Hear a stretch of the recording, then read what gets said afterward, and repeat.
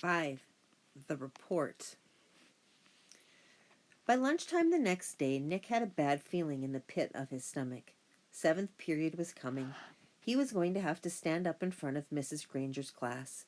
The eyes of everyone in the class would be glued to his face, and Mrs. Granger's eyes would be cranked up to maximum punch power. He looked over his notes again and again. The first English dictionary, the growth of the English language, William Shakespeare, words from French and German, new words, old words, new inventions, Anglo-Saxon words, Latin and Greek roots, American English, it all became a big jumble in his mind. And his grand plan from the night before? In the harsh fluorescent light of the school day, it seemed impossible. What is it with clocks in school? When you're planning to go to the carnival after school, the clocks in every class practically run backward, and the school day lasts for about 3 weeks. But if you have to go to the barber or go shopping for clothes after school, zip, the whole day is over before you can blink. And today, after lunch, periods 5 and 6 went by in 2 ticks. As the 7th period bell rang, Mrs. Granger walked into the classroom, took 4 steps to her desk at the side of the room, flipped open her attendance book, glanced out at the class, and made 2 little check marks.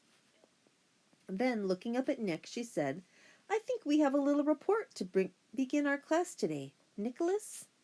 15 seconds into 7th period, and Nick was on stage. This lady plays for keeps, thought Nick.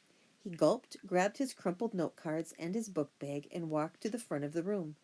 He stood next to the giant dictionary on its little table, and Mrs. Granger walked to the back of the classroom and sat primly on a tall stool next to the bookcases. She was wearing her blue uniform. Taking a deep breath, Nick began. "Well, the first thing I learned is that the first English dictionary—" Mrs. Granger interrupted. "Excuse me, Nicholas, but does your report have a title?" Nick looked blankly at her. "A title? No, I didn't make a title. Class, please remember to include a title whenever you prepare an oral or written report. Now please go on, Nicholas." And she smiled and nodded at him. Nick began again. Looking right at Mrs. Granger, he said, "The dictionary." A couple of kids thought that was funny, but Nick played it straight and just kept talking. A lot of people think that the first English dictionary was put together in the 1700s by a man named Samuel Johnson. He lived in London, England. He was real smart and he wrote a lot of books. And he wanted all the other smart people to have a good dictionary to use, so he made one. But there were other dictionaries before his. The thing that was different about Johnson's dictionary was its size. First of all, he had over 43,000 words in it. The class made a bunch of noise at this big number. "Oh," and "wow," and stuff like that. And Nick lost his concentration. He glanced up at Mrs. Granger, expecting to see those eyes drilling a hole in him. But they weren't. They were almost friendly, in a teachery kind of way. She shushed the class and said, "Go on, Nicholas. That's a fine beginning." Nick almost smiled, but he saw all the kids staring at him, so he gripped his note cards even tighter and jumped back in. The other thing that Samuel Johnson did that was special was to choose the words he thought were most important, and then give lots of examples showing how the words got used by people. For example, he showed how the word take could be used in 113 different ways. Nick's report went on smoothly for 12 minutes. Nick was surprised at how easy it was to stand there and talk about this stuff. At the end of the first 5 minutes, Mrs. Granger had to stop Nick again to say, "Class, it is not good manners to yawn out loud or to put your heads down on your desks when someone is giving an oral report." No one in the class cared one little bit about the report, except Mrs. Granger. Every time Nick glanced up, she was smiling, and her eyes were not the least bit icy or sharp. She was eating this stuff up, listening and nodding, and every once in a while she would say, "Very good point," or "Yes, that's exactly right." But the next time Nick looked up, he saw Mrs. Granger sneaking a look at her watch. 18 minutes gone. Maybe his idea was going to work after all. Time for phase 2. Reaching into his book bag, Nick pulled out the red dictionary he had brought from home, the one most of the kids had, the one Mrs. Granger said they should use. Nick said, "This is the dictionary that I use at home for my vocabulary work, and I opened it up last night to the very front, and right there I found out a lot about how the dictionary was made, right in this book. So I thought some of the ideas would be good as part of my report. It says here, Nicholas." Nick looked up. Mrs. Granger got off her tall stool, and its wooden legs made a screech on the linoleum. Heads snapped to attention, and the class was alert again. Mrs. Granger smiled, raised her eyebrows, and pointed at her watch. "Nicholas, I think the class should read that at home themselves. Now." John's hand was up in the air, and at Mrs. Granger's nod he said, "But I don't have that dictionary at home, Mrs. Granger. I have the blue one." And several other kids immediately said, "Me too." Mrs. Granger tried not to show that she was annoyed. "Very well, Nick, but it shouldn't take too long. We have other things to do today." Nick kept his eyes wide open and nodded, adjusted his glasses on his nose, and began to read. Without question, this modern American dictionary is one of the most surprisingly complex and profound documents ever to be created, for it embodies unparalleled entomological detail, reflecting not only superb lexicographic scholarship, but also the dreams and speech and imaginative talents of millions of people over thousands of years. For every person who has ever spoken or written in English has had a hand in its making. It was a long article, and the kids were bored to death. But no one looked bored at all. Every kid in the room knew now that the period was more than half over, and that Nick's report wasn't just a report. It was one of the greatest time wasters he had ever invented. Miss Granger knew it, too. She had edged around from the back of the room to the side near the windows. Nick glanced up at her now and then as he read, and each time Mrs. Granger's eyes clicked up to a new power level.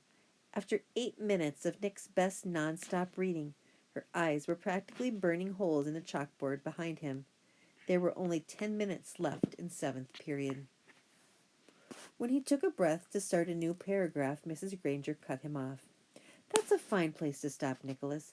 Class, let's all give him a round of applause for his report." The applause didn't last long. As Nick took his book bag and notes and sat down, Mrs. Granger's eyes went back to almost normal, and she actually smiled at him.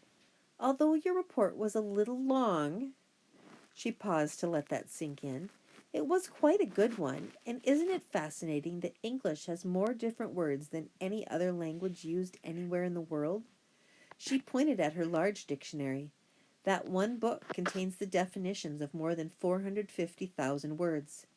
Now, wasn't I right, Nicholas? All this will mean so much more since you learned about it on your own." Mrs. Granger was beaming at him. Nick sank lower in his chair.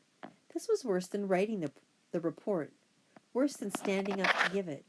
He was being treated like the teacher's pet, and he had the feeling she was doing it on purpose. His reputation was in great danger, so he launched another question. He raised his hand, and he didn't even wait for Mrs. Granger to call on him. "Yeah, but I still don't really get the idea of why words all mean different things. Like who says that dog means the thing that goes woof and wags its tail? Who says so?"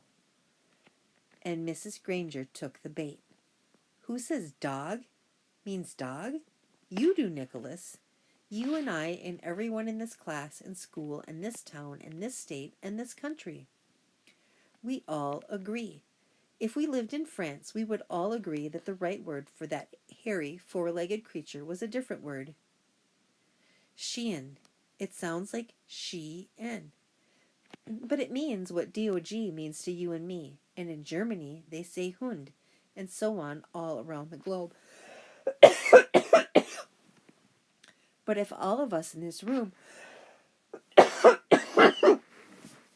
decided to call that creature something else, and if everyone else did too, then that's what it would be called, and one day it would be written in the dictionary that way. We decide what goes in that book." And she pointed at the giant dictionary, and she looked right at Nick, and she smiled again.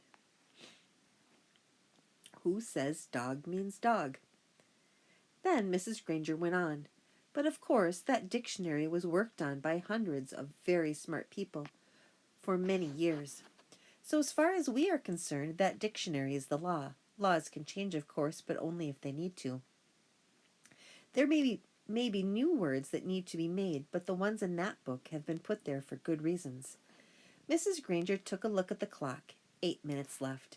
Now then, for today you were to have done the exercises beginning on page 12 in your Words Alive book. Please get out your papers. Sarah, will you read the first sentence, identify the mistake, and tell us how you corrected it? Mrs. Granger jammed the whole day's work into the last 8 minutes, a blur of verbs and nouns and prepositions. And yes, there was another homework assignment. And Nick didn't try to sidetrack Mrs. G again. He had slowed her down a little, but had he stopped her? No way. She was unstoppable, at least for today.